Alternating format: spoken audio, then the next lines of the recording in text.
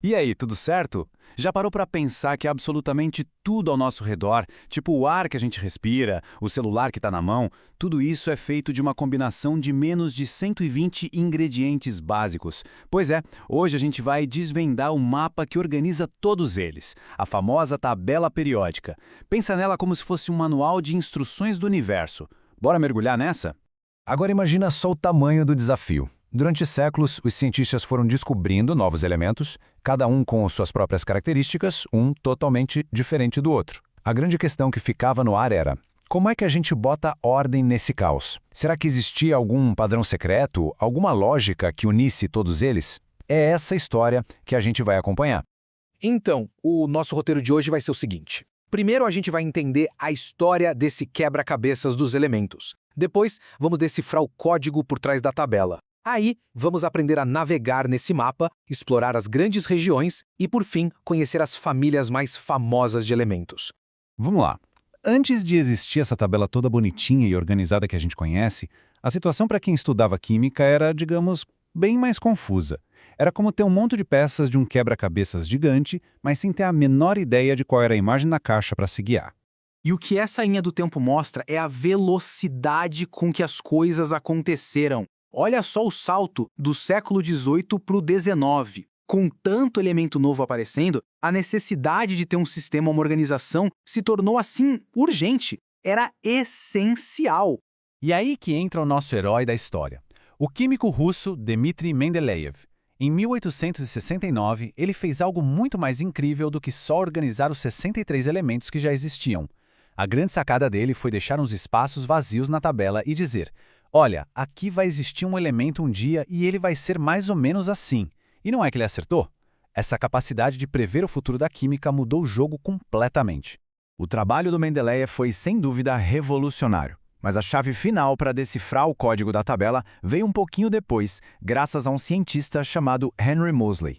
Foi ele que descobriu a verdadeira identidade de cada elemento. E aqui está a regra de ouro da tabela moderna. A organização é feita por ordem crescente de número atômico. Pensa nisso como se fosse o RG de cada elemento, sabe? É o número de prótons que ele tem no núcleo. O hidrogênio tem 1, o hélio tem 2, e por aí vai. É essa identidade única que define o lugar de cada um no mapa. E para todo mundo falar a mesma língua, cada elemento ganhou um símbolo. Geralmente uma ou duas letras que funcionam como uma abreviação. É o idioma que toda a comunidade científica entende, não importa de que país a pessoa seja.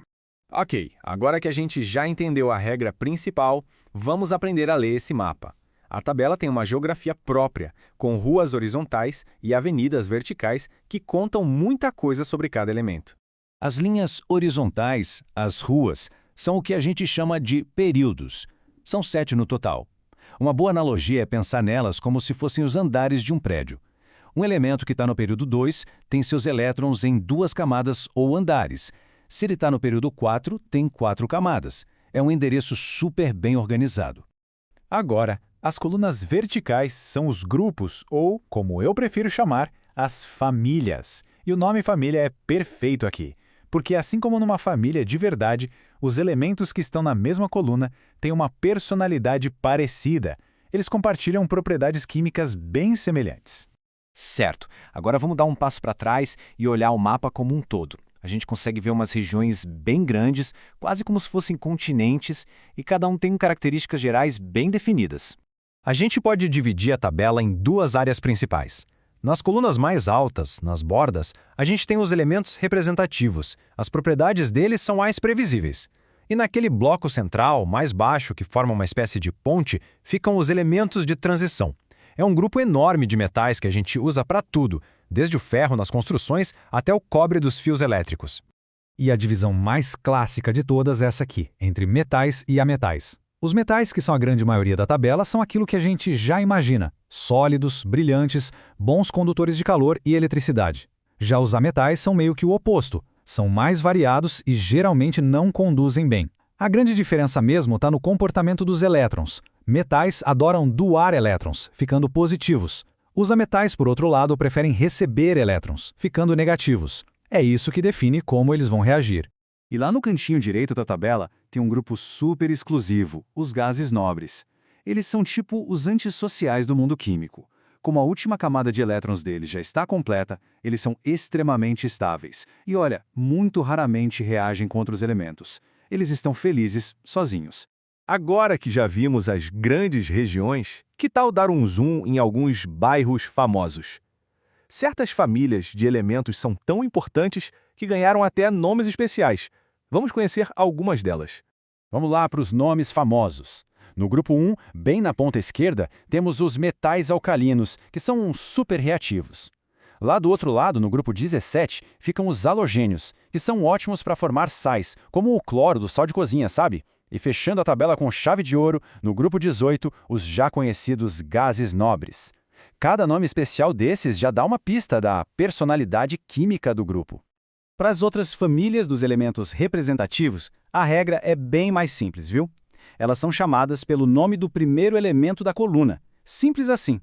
Então a gente tem a família do boro no grupo 13, a família do carbono no 14 e por aí vai. Bem fácil de lembrar. E agora a gente chega num ponto talvez mais importante de toda essa nossa conversa. A tabela periódica não foi feita para ser decorada. Ninguém precisa saber todos os elementos de cor. Ela é, na verdade, uma ferramenta de consulta, um mapa lógico. O verdadeiro objetivo é aprender a ler esse mapa, para entender e até prever como a matéria se comporta. E, para a gente terminar, fica aqui uma reflexão. A ciência nunca para, né? A tabela que a gente vê hoje já mudou muito e com certeza vai continuar mudando. Que novos elementos superpesados a gente pode criar em laboratório? Será que existem novos padrões que a gente ainda não enxergou? O mapa do universo ainda tem muitos territórios a serem explorados.